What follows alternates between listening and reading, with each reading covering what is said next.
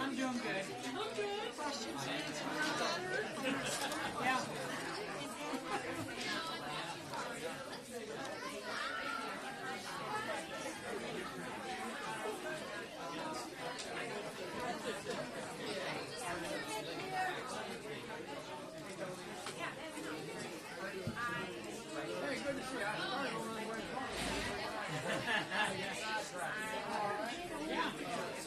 Hanging in there. Thanks, ours in the band. Oh, you are back? Yeah. Good.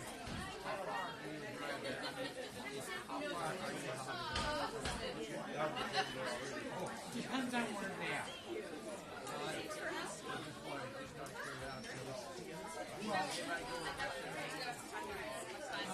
I can. Whereabouts in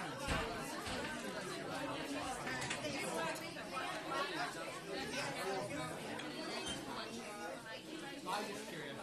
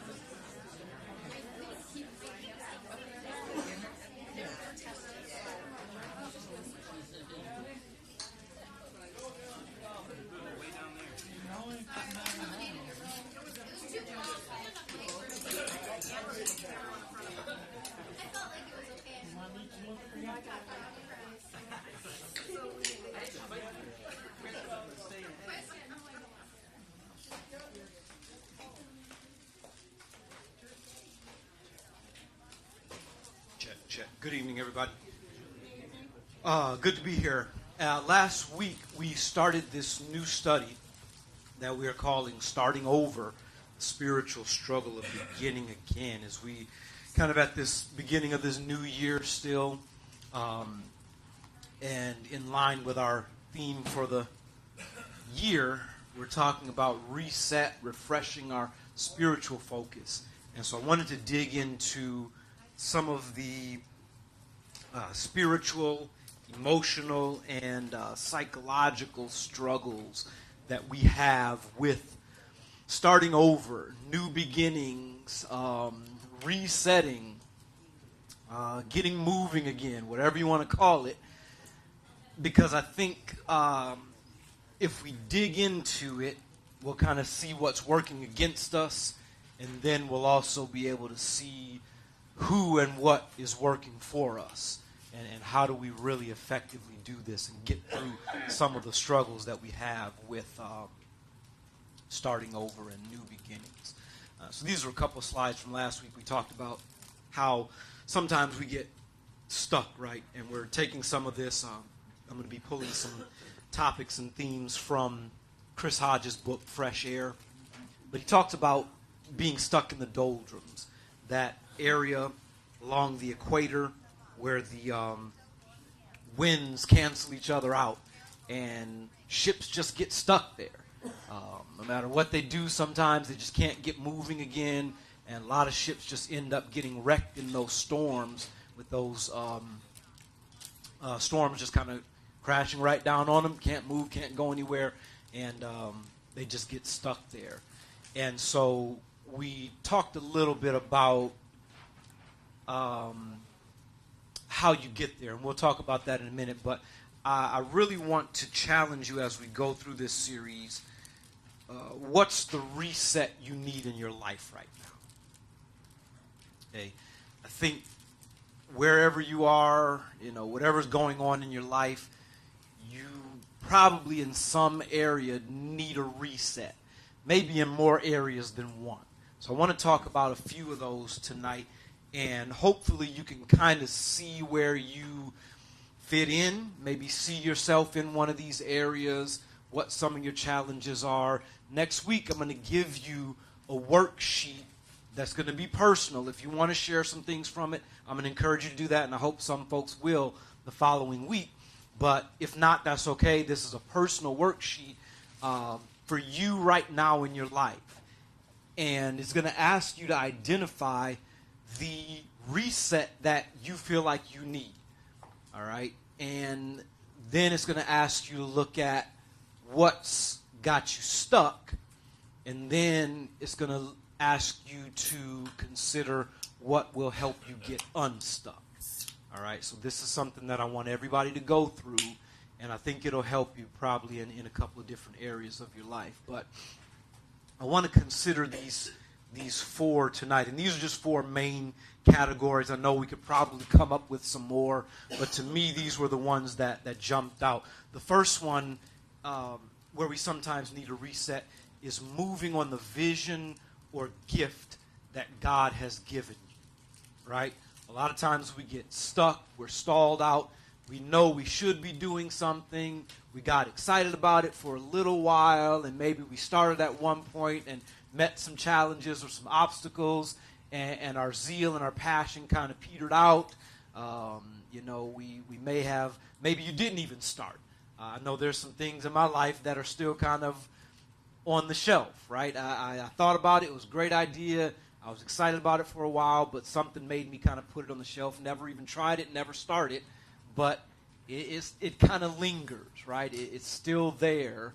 And I think it's there for a reason, right? I think God gives us these things, be it an idea for a ministry or, a talent or a gift that you have that could be used in the kingdom or to bless somebody else. And maybe you thought, man, it'd be really great if I started such and such, or if I use my gift to do so and so. But it just hasn't gone anywhere, all right? And so I think it's important to consider those things, moving on the gift or the vision that God has given you. Maybe it's the second one, tearing down a stronghold that's been tearing you down. All right? What are we talking about when we talk about strongholds? Give me some ideas or examples. What are we talking about? Maybe somebody's stuck with that right now. What are we talking about? Something that scares you. Okay. Good. A fear, something that you're just kind of locked up with, scared about. And somebody says, nobody cares what I think anyway. Okay. Good. Good. Certain thought processes, right? Certain beliefs that we have. Any other ideas, thoughts? My family, it's addiction. Okay. Good. Could be an addiction that you or somebody else is struggling with. It could be just a pattern of behavior or some bad habits that you're locked into. So to me, that's the second main area that a lot of us, probably at any given point in our lives, I'd say probably 80, 90% of us have some form of stronghold, right? And it may not even be anything as quote-unquote big as an addiction, to alcohol or drugs or anything like that.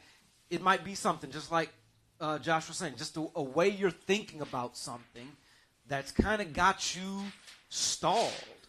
Right? If you would stop saying that, you might actually be able to move. If you would stop telling yourself that, you might actually start to make some progress in some areas of your life. All right, so at various times we got these strongholds that are tearing us down, but we need to tear them down. And getting moving on that, starting that, finding the strength to do that. Knowing you need to do it is one thing, but actually getting up and moving on some of these strongholds can be difficult. The third area is embracing an unavoidable change that's happening in your life. All right? And listen, in a lot of ways, it's a reset whether you like it or not, right?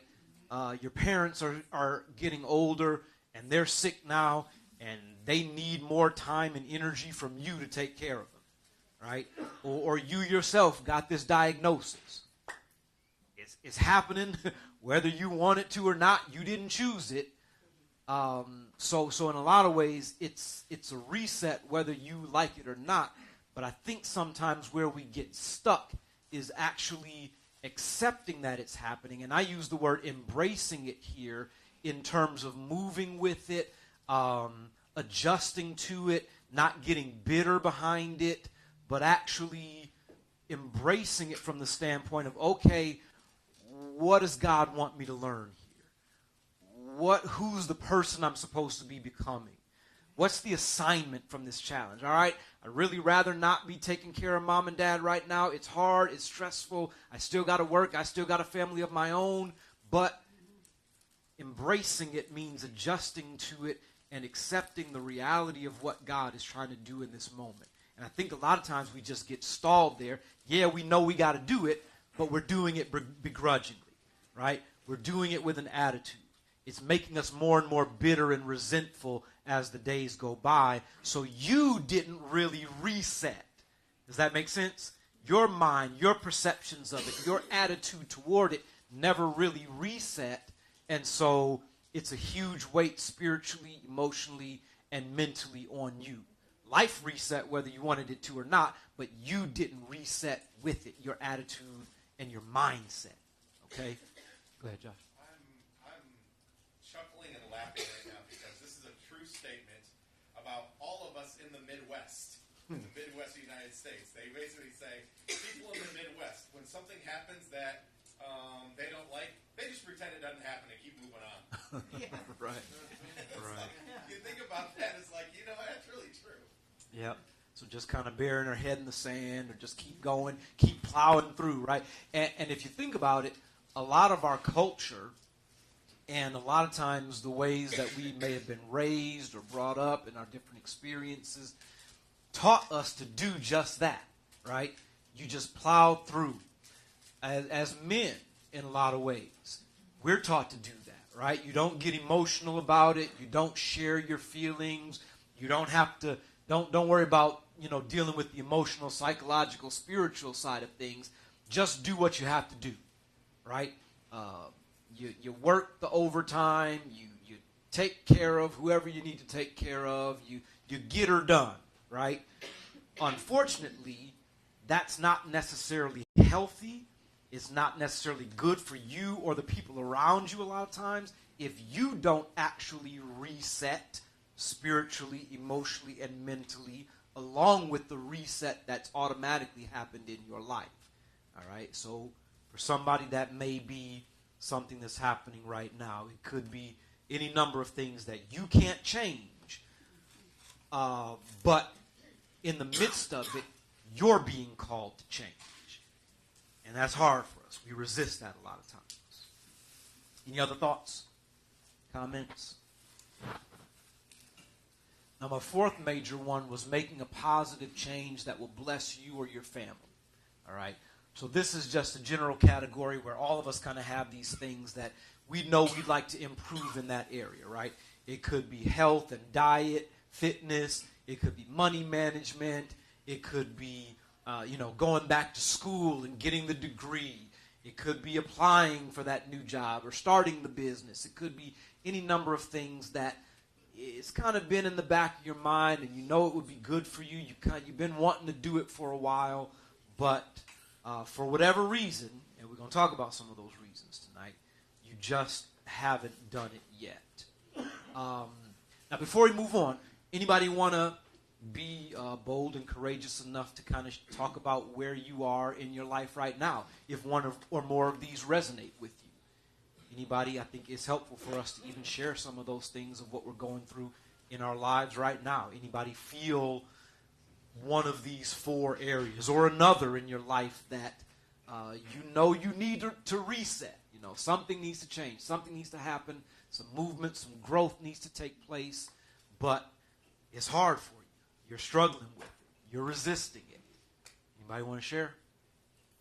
Don't be scared. Well, loss of a husband. Okay. And doing the things that you need to do to be well. And for me, that was grief share. And I've been so blessed that, the Master's Plan came at a time that it was the first one, having a vision or a dream or something. And that's been a vision or dream of mine for years. And to be able to be a part of a creative group of people that are as excited about bringing ideas and possibilities to the leadership team. I've told them before, it's like Christmas for me.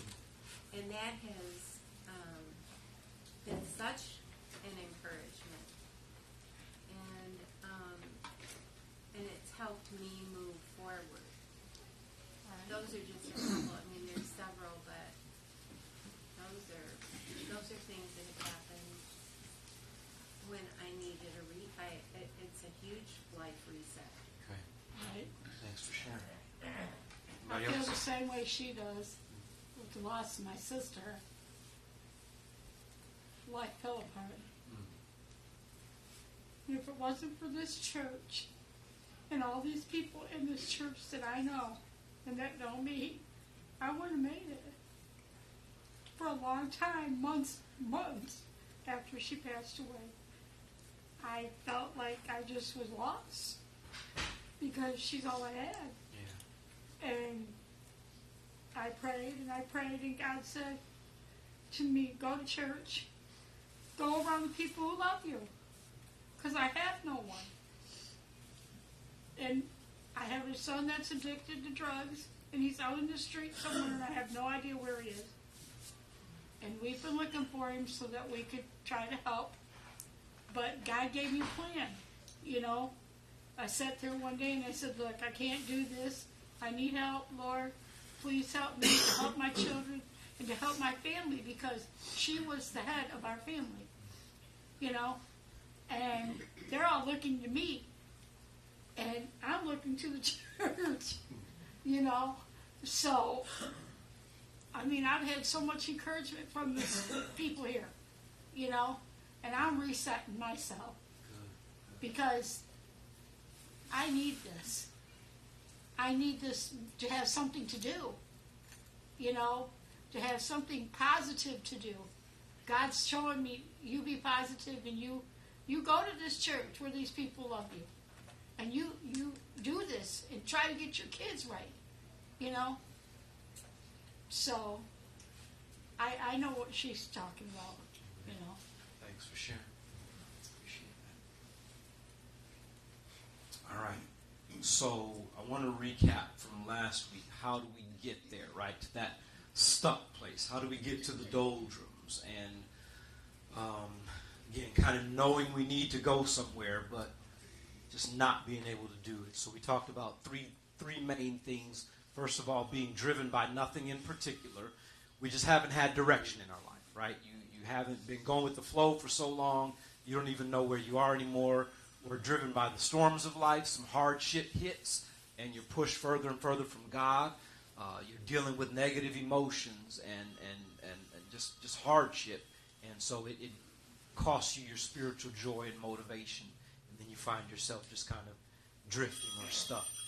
And then our third one was driven by the demands of others. Doing everything for everybody else.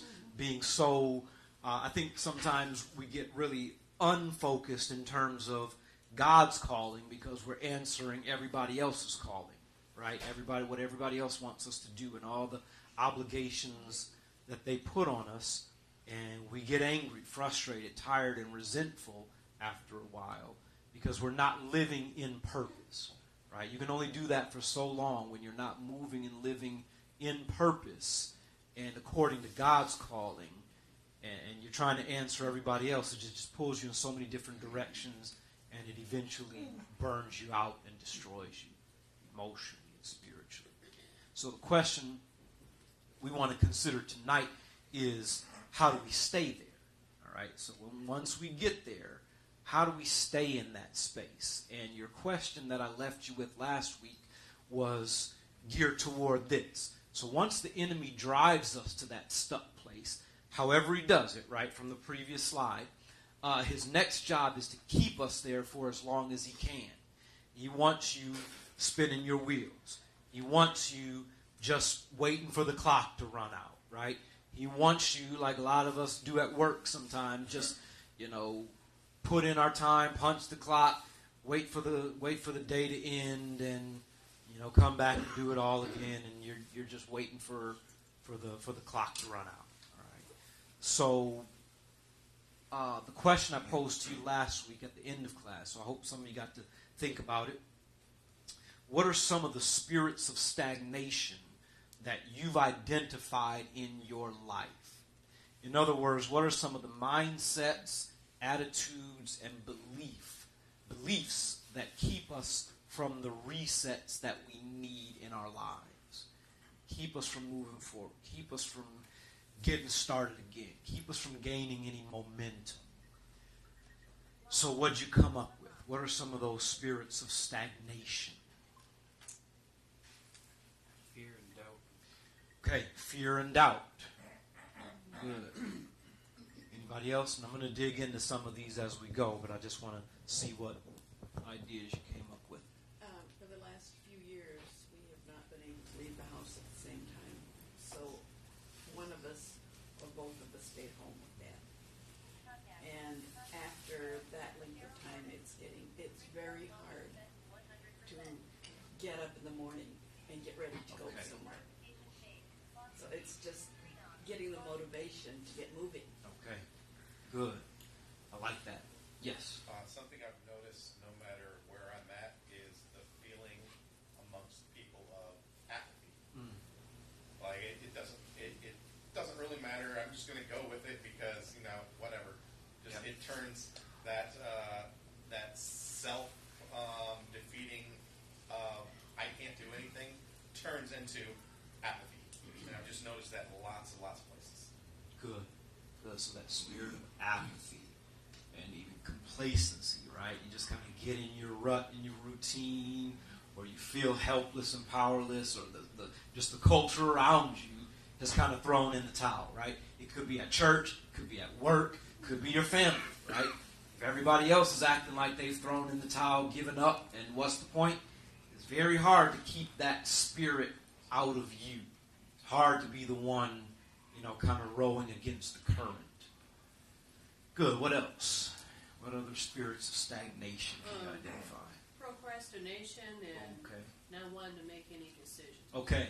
Good. That's a big one, right? So just procrastinating, not wanting to make decisions. And I think that one's even sometimes tied to the fear and the doubt, right? Not wanting to either make a mistake or, what are your thoughts, anybody, on some of what's at the root of our procrastination sometimes? Change is hard. Failure. Yeah, change is hard, fear of failure, Lack of structure. Okay. Good. Yep. Pride. Talk about that a little bit. How so?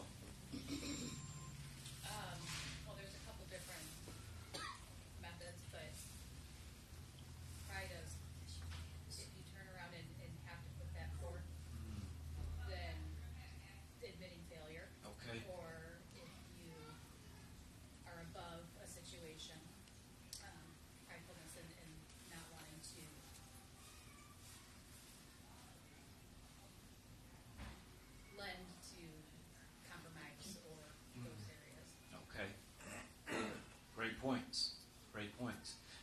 to that pride piece too. You know, a lot of times they say to go forward, what do you have to do first? Sometimes to go forward, you got to go back. You might have to go back a few steps. You might have to throw that baby in reverse and you know, back up, course correct a little bit, and get going straight again. And pride makes it very hard for us to do that sometimes, right? Sometimes we'll just stay on the wrong road. We'll just kind of stay in that rut because we don't want to acknowledge that we were wrong, that I've been doing this wrong for the last year, or I haven't been, you know, on the right track for the last 5 years, and the decisions that I made that put me here weren't necessarily the right ones, but rather than acknowledging that and correcting it, I'm just going to stay here. Because I'm not going to say I was wrong. I saw Kevin, and then... It's kind of going with that. Sometimes I think we get paralyzed. We get decision paralysis. Because we've made maybe a bad decision once before, so now we assume every decision from here on out is either right or wrong. And a lot of times it's neither of those. Yeah. Both decisions are okay as long as you follow the right path with it. And so I think decision paralysis a lot of times overtakes us. Good. That's a good one. Saw a hand over here, then one over here. Who was that? Who was that back there? Oh, that was me. I forgot what I was going to say. Okay. Sometimes the pride thing is we are too proud to ask for the help we need to get to make the changes. Yeah, right. We know what we need to do. Say again. Negative people. Okay. Yes. Yeah, good. So the negativity of other people being poured into you. And I got a few, I think everything you guys are saying kind of fit into a few big categories that I put together. We'll look at those in a few minutes. But I think this is good stuff. Right? So what was that again? Say that one more time, what you just said. The pride about... Asking for help. Oh, yeah, okay, good. Yeah, asking for help. That's a big one, right? So we know what we need to do. We know the change that would be helpful and positive, but we just can't seem to muster the humility or the courage to ask for the help we need. Any others? I will say that having been at home for 2-3 years now, it's really difficult to make the decision that tonight is the night that we're going. This is the first time that we've been in a class together in about 3 years. And sometimes it's just really hard to say, okay, I'm going to get ready and do it rather than stay home where it's comfortable. Right. And it's easy because we can do the live stream, and so we feel like we're not missing out. Yeah. Right. Yeah. Yeah, that's good. That actually is a great segue into this first one. So we're going to do a brief little case study tonight in starting over. I'm going to look at Moses, his situation there. Remember the story with him having fled Egypt, right? Remember, he grew up in Pharaoh's household. Pharaoh's daughter essentially adopts him, grows up among the Egyptians, but he's aware of his Hebrew identity. He saves the Hebrew being attacked by the Egyptian. Once he knows it's out there, he flees, goes where? Pop quiz? Midian, right? So he's there. He's marrying. He's settling down. He's, got a brand new life, essentially. And then all of a sudden, he sees this burning bush, right? And he's confronted, he's challenged with God saying, all right, it's time to go. New beginning, start over, new calling on your life. Probably not even a new calling. It's the same calling that was always there, but God's saying, all right, it's time to move on it. Let's get going. And Moses is resistant to that. So 3 things we'll look at tonight from his situation that I think really encompasses a lot of what we talked about tonight. So first of all, it's that spirit of complacency, right? It's very easy to get comfortable where you are, to get comfortable doing what you're doing. And Exodus 2:21 and 22, I think, gives us sort of a good glimpse into Moses' life right before he gets this call. He's comfortable. He's good. He's settled down. He's gotten into this new life. And he's probably thinking he's going to die a shepherd in Midian. This is good enough for him. He got away with his life. He probably hadn't thought about going back. And now all of a sudden here God is saying, go back. But Moses, he agreed to stay with the man. This is his father-in-law. Gave him his daughter Zipporah in marriage. So he's married. He has a family now. Zipporah gives birth to a son. Moses names him Gershom, saying, I become a foreigner in a foreign land. So he's accepted this. He's settled into his fate now. And I think that really speaks to this spirit of complacency. Nobody really likes to, when they're comfortable, get moving again. It's hard, right? It's very difficult to get moving again once you become complacent. How would you define, here's a question for thought, how would you distinguish between contentment and complacency? Because we should be one, but we shouldn't be the other, right? Scripture teaches us to be content. Paul talks about being content, whatever situation I'm in, whatever I have, contentment and peace and gratitude and thankfulness. We find that over and over again in the Scripture. So contentment is a very positive spiritual value, but complacency is not. Where's the line? How would you define it or describe it to somebody if they asked you, what's the difference between contentment and complacency? How do you know which one you are? Am I content or am I complacent? How do we... Contentment would make you satisfied. Complacency would not. You would be satisfied if you were... But if you were not, if you were complacent, you would not be very satisfied. Okay. Okay. Where you were. All right. I think your inner demon would let you know. Yeah, something's Yes. urging you. Uh-huh. Good. It's kind of the same thing I was thinking. If you're content, you're comfortable with where you are, but you're not stagnant. Okay. And complacency is just stagnant and letting things go on. You're not moving. Okay. You're not serving. You're not doing anything. Good. Any other?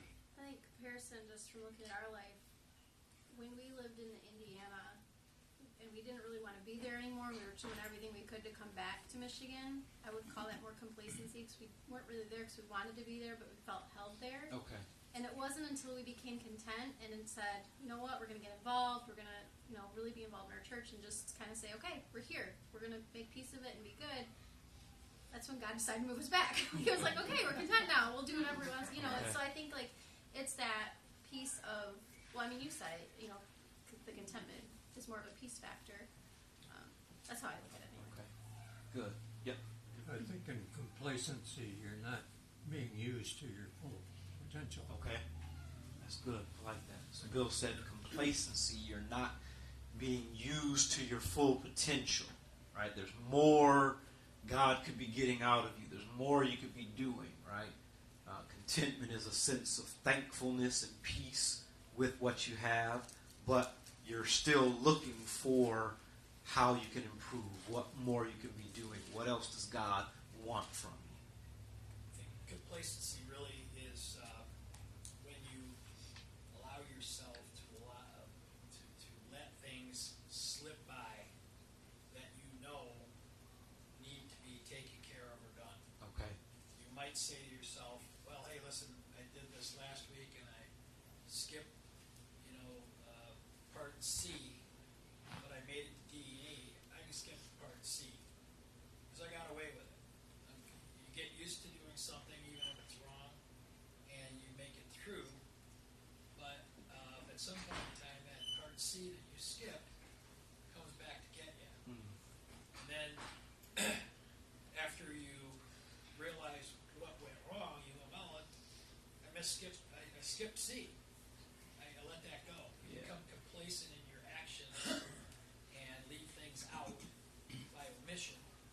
And then when you have a failure, you're questioning why that happened. And people do this all the time. It's part of our nature. Yeah. So I think that's the contentment side of things.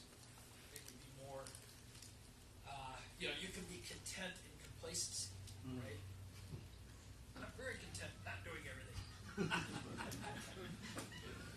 Good. Thanks. Complacency, contentment, you can do that and still move on. You can do it in different places at different Okay. levels. Okay. Complacency, pretty much you don't want to change Okay. things. Good. Good. But with contentment, the changes are okay. Okay. Yep. I look at it as laziness. You get lazy. Okay. Complacency is just laziness. Laziness.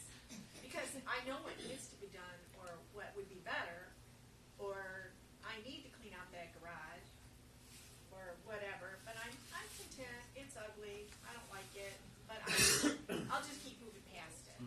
When the better thing would be to be content would be to clean it up and get it all, spick and span, or Okay. whatever it is, whatever thing is in your life. You just get lazy.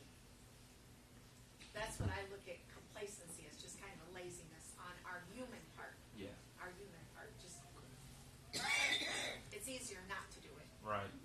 Right. Just easier not to. Go ahead, Jeff.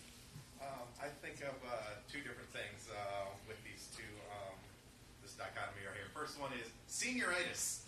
For those that remember being in school, what's senioritis? I'm going to pass. It doesn't matter. I don't want to be here. I'm finished with school, basically. I don't need to finish this class. I'm going to get my diploma anyway. So that would be the complacency. It's more like, and as it was mentioned earlier, then suddenly you don't pass. Wait, what happened? Okay. Yeah. And then on the other side of that, I think of the song we sing from Horatio Spafford, "It Is Well With My Soul," where it was all written because his whole family was killed in a boat wreck. And finally he could say, whatever happens, God, it's going to be well with me because you got me.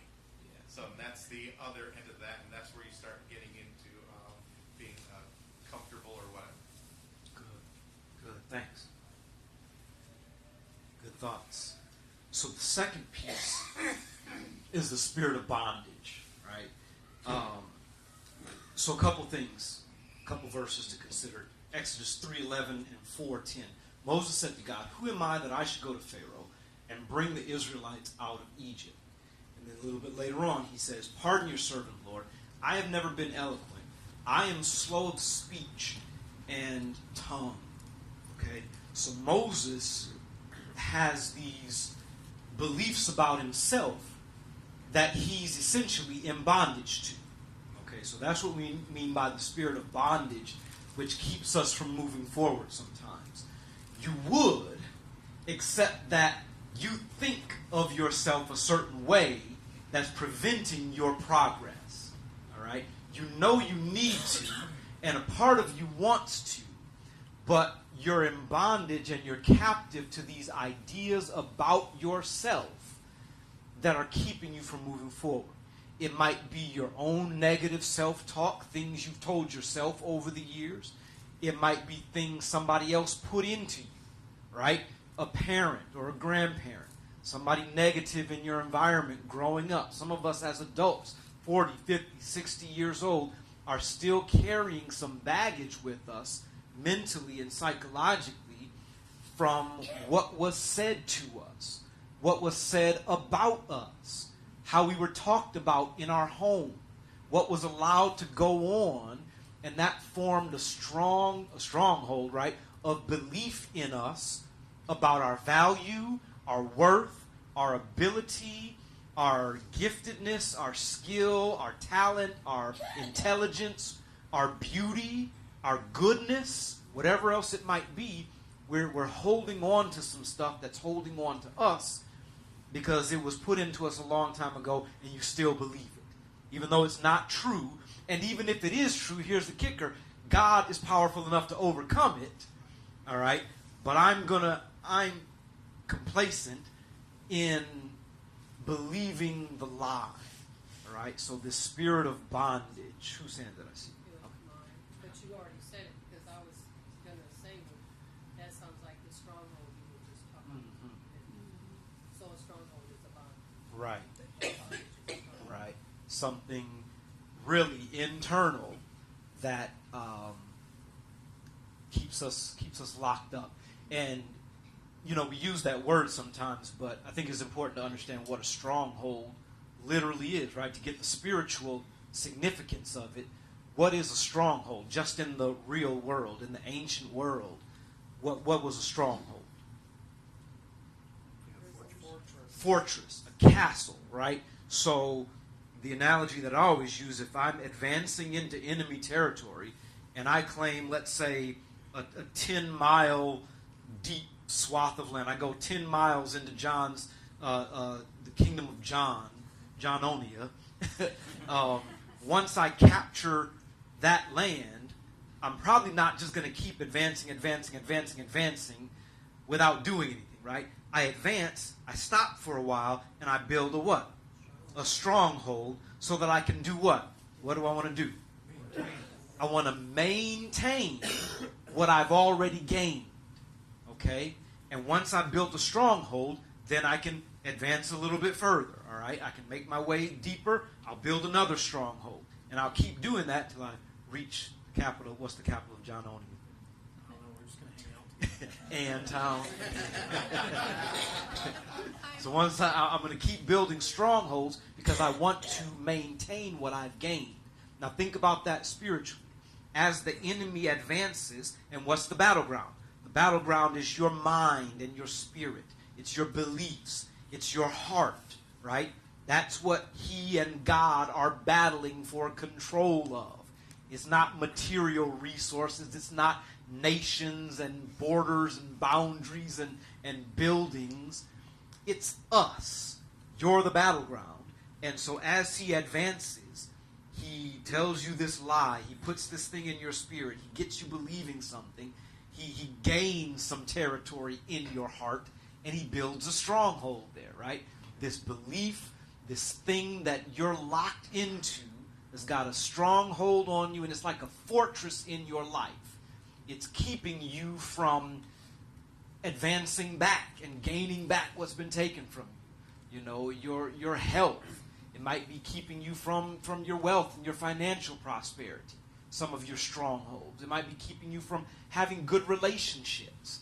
Keeping your home and your marriage and your relationship with your kids always in flux and always tension there, because there's a stronghold that's keeping you from taking back what he's taken from you. And the deeper he goes, the more strongholds he builds. All right? So what Paul writes in, was it 1 Corinthians chapter 10, where he talks about the weapons of our warfare, right? Being mighty through God to the pulling down of strongholds. And he says, casting down imagination. That's not like imagining fairy tales or anything like that. He's talking about your thoughts, right? The things that you think and the thoughts that you entertain.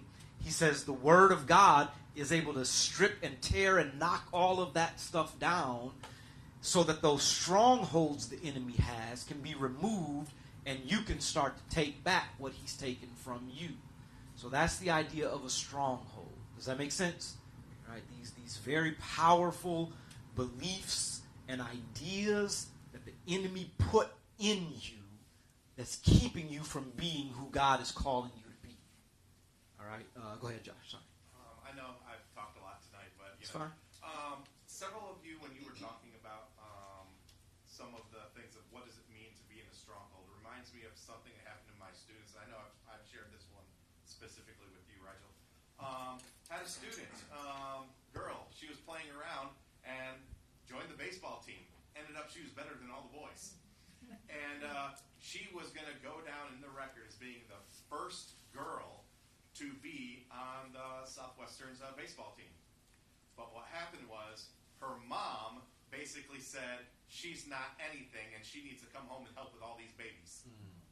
And now that child is constantly in trouble. That child's because that stronghold is now there that I'm not worth anything. Mom says I'm not worth anything except for to take care of the babies. Yep.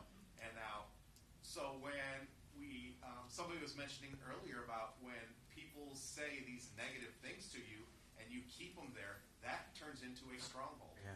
It's one of the reasons why we're told,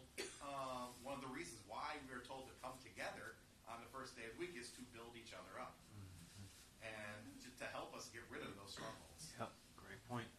Great point. And just as an aside, it really does matter what we say to our kids, and our grandkids, our nieces, our nephews, anybody who's young and impressionable. The words you use when you're speaking to them, the tone of voice even, what you call them, what you say about them. Nothing breaks my heart more than to hear a mom or a dad cussing out a little baby, calling them stupid, MF this, and you ain't no... That's heartbreaking to me, because that little kid, that little spirit is just absorbing that, and it's breaking that spirit. It's planting some strongholds, and it really does matter what we say, and even to ourselves. It matters what you say to yourself. Moses, he'd already defeated himself, and we do a lot of similar things, right? I'm not fill in the blank enough to do that. Yeah, I'd like to, but if only I were more, if only I had more, if only I were more like so-and-so, I'm not smart enough, whatever enough to do that, you already defeated yourself. You talked yourself out of it. Well, I think Moses at this point didn't really know who he was. Yeah, because when he showed up at the well and the girls that he helped, then they go home and tell their father, and they call him an Egyptian. Yeah. And I'm sure that it had nothing to do with the skin color or any of those things. They just, there he is, being an Egyptian. Yeah. And then he has the memories of when he was the Israelite in the arms of his mother, and then he's in the Pharaoh's house, and then he sees one of his own people, but he doesn't know quite what to do about letting them know that that's his people. Mm-hmm. So he's got all of these things where his identity is really scrambled up. Right. And then when God speaks to him, he's still pretty scrambled up. Because very quickly he starts telling God why he's not the man. Mm-hmm. Very good analogy for us, right? The scrambling of our identity. We get, and I think the analogy of Egypt is the world and different, ungodly situations that tell us something about ourselves that really isn't true. And we get confused because we've been told that. But on the other hand, something is in me pulling me toward God's calling, or somebody positive in my life is speaking some good into me. But I'm torn because I don't even really know who or what I am, because I've had this other thing, this other identity spoken into me for so long. Yeah, I hear you, God, but not me. And then when he names his son, he names him the equivalent of I'm a right. foreigner in a foreign land. Yeah, I don't really belong anywhere. Yep, always a foreigner. Yeah, that's interesting.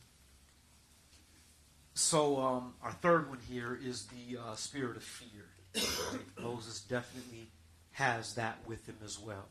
So he says to God, what if they do not believe me or listen to me and say the Lord did not appear to you? All right, so this fear is definitely clinging to Moses. And, I think it's reasonable, right? It's natural, normal. Who am I to go back and tell Pharaoh to let the people go? Who am I to presume to lead these people? What if they reject me? What if they look at me sideways? All right, so yeah, right. So it's kind of a reasonable, rational fear, but he's definitely dealing with that. So one of my questions here tonight is, what is it we're afraid of? All right. I want you to ponder on that for next week, and we'll start there. There's one more slide I want to do tonight, but write that down if you're taking notes. And make it personal. What am I afraid of? So when we talk about moving forward in life and this fear that paralyzes us, try and be as specific as you can about what it is you fear. Right? What am I afraid is going to happen if I take this step of faith? If I go back to school? If I apply for this job? If I propose this new ministry? If, I take this risk? Okay?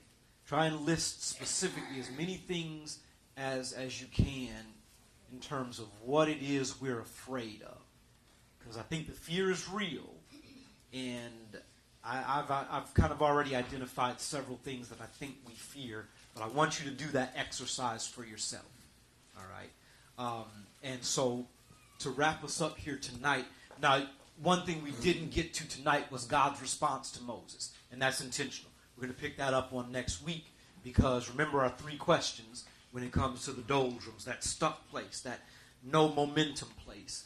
The first question is, how did I get there? The second question is, how do I stay there? And then the third question we're going to look at next week is, how do I get moving, or how do I get out of it? And we'll look at God's response to Moses and the spirit that we tap into to overcome these spirits of stagnation. All right? But I like this perspective reset. And this is what I want to leave you with tonight. If you remember the message on Sunday, we were talking about having our perspective reset, needing that at times, right? It's not what you see, but what? How you look at it. It's not what you see, but it's how you look at it.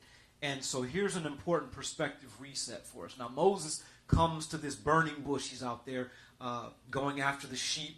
He comes across this burning bush, and this is shocking. This is scary for Moses. This is a moment, a huge moment of transition and newness and being kind of pushed out of the comfort zone. And you can imagine how overwhelming this is for Moses in that moment. So I want to kind of liken that to certain times in our lives, times of upheaval and challenge. Some of those times when change is happening, whether you want it to or not in your life. Those times when you're really feeling God's call strongly, sometimes even through some very painful situations. We need to see them as holy ground. What did God tell Moses in that moment? Take off your shoes, because the place on which you're standing is holy ground. All right? So here's a new perspective on that passage that I want you to take with you tonight. And hopefully this will help you reset your own perspective when you come to some of these moments. When you come to a burning bush moment that's scary and overwhelming and challenging, and you're being confronted by God to do something you never thought you'd have to do, and you really don't want to do it, here's the perspective reset. You need to see it as holy ground, a sacred space in which God's Spirit is moving to get you moving more closely in line with His purpose and will for your life. All right? So think about this for a moment. What's our initial human, carnal, fleshly reaction to those moments, those times in our lives of upheaval and change and, radical reordering of our priorities? What's our initial flesh reaction, usually? Reject it. What else? How you feel in that moment? Anger. Sometimes, woe is me, right? We go into pity mode when things are changing and we don't want them to change. But God is calling us to something new, or you're being kind of kicked out of the nest a little bit. Woe is me. Why is this happening? Why now? What am I supposed to do with this? How do I go on from here? All right? So here's the reset. Instead of going into pity mode, instead of going into self-pity mode, see it as, okay, I'm on holy ground right now. I'm in a sacred space where God is doing something that seems scary to my flesh. I can acknowledge that. It seems scary to my flesh, but this is a sacred moment. Something's happening and something's shifting, and the Spirit of God is moving in order to get me moving in the right direction. So instead of woe is me, I can't take this, why is this happening? All right, God, I see you. Or at least I'm trying to see, right? This is for a reason. Something bigger than me is happening here. And I'm going to submit. I'm going to listen for your voice, God. I'm going to try and see you in this moment of scary stuff. I'm going to try and see you in this season of upheaval and life being turned upside down. This is sacred ground. It's not our first reaction, but here's the perspective reset. This is sacred ground because God is here and He's speaking and He's moving. Can I be calm enough? Can I have enough peace?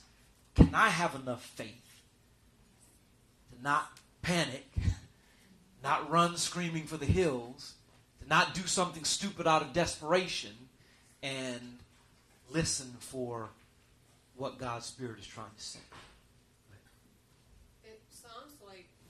It sounds like that would be God moving us from complacency to content. Yeah, I think so. That's good. Tying a few things together.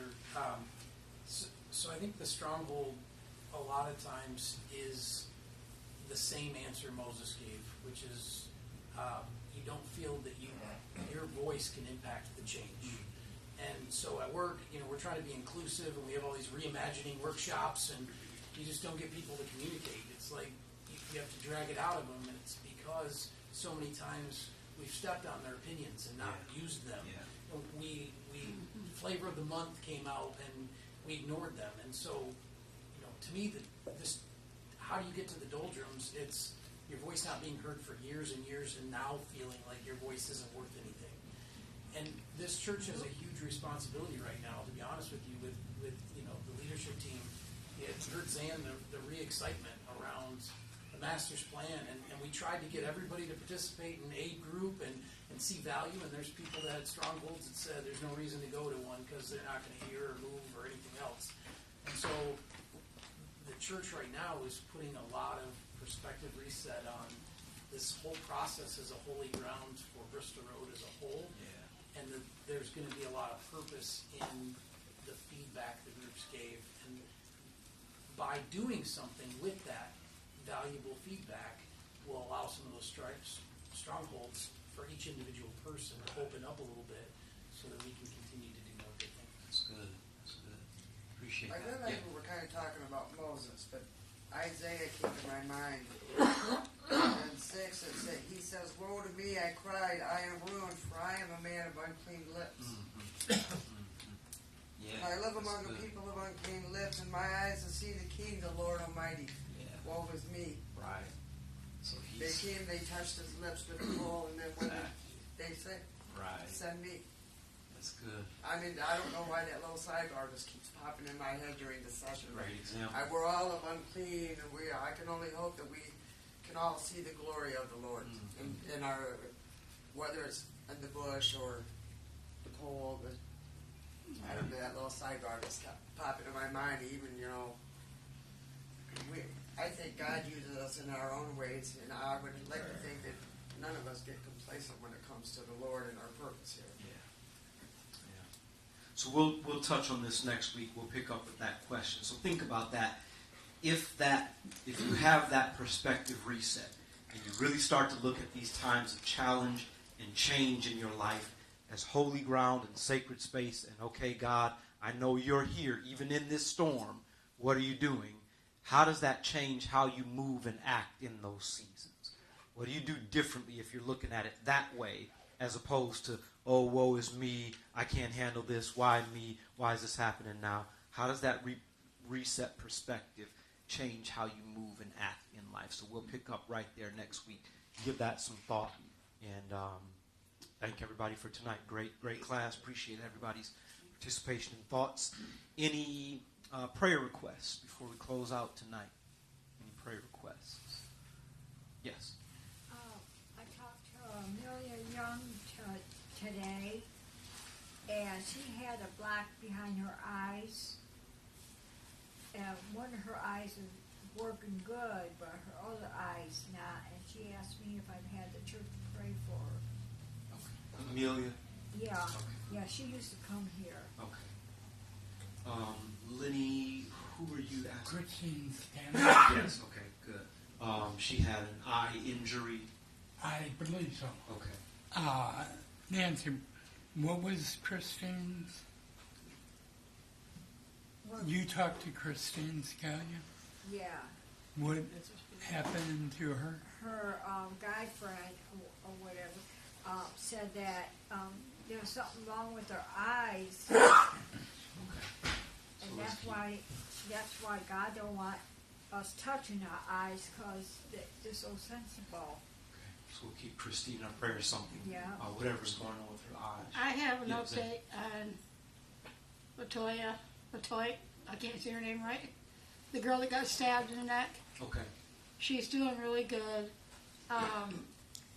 She came home. You know, she's moving out of that apartment. You know, but she came home and she's mourning her baby, the loss of her baby. Her baby was 10 months old, and the man stabbed the baby first and then stabbed her. Okay? And she's mourning the loss of her baby, but I did talk to her yesterday, and she's doing a lot better. She's got a good support group. We prayed for her yesterday, and she's doing a lot better. Thanks. Zan.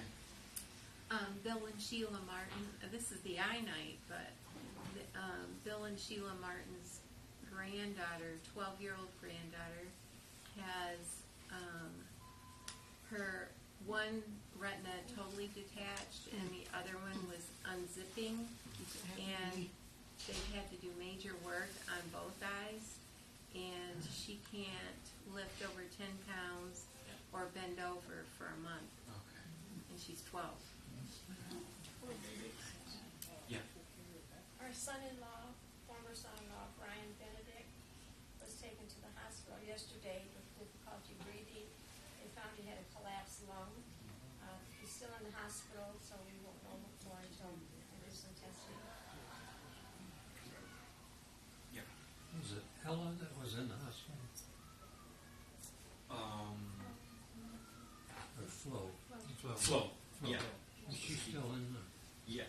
So let's keep her in prayer. She did have a procedure yesterday, so she just kind of was in a lot of pain and recovery.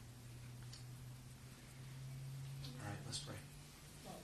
God, we're so grateful for our time together tonight, and we lift up all of those who have been mentioned here today, Lord, those who are having difficulties with their eyes, those who are recovering from procedures and surgeries, those who are dealing with injuries and will be needing things done here soon, Lord. We're just lifting all of them up to you. Every name that's been called here tonight, Father, we're praying for the Brian with the collapsed lung. We're just praying, dear Father, for the young lady who lost her baby and was injured.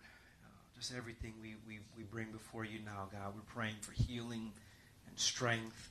We're praying for the support system that everyone needs to get through these trying times. And we pray most of all, Father, that whatever our situations might be, they help us to see you more clearly. They draw us closer to the cross, Father, in these times of pain and trouble and strain in our lives. We ask you to be with us and bless us as we go our various ways tonight. We're just so grateful for all you're doing and all you've done. And we pray that you keep us in safety and in peace until we meet again. In Jesus' name, amen.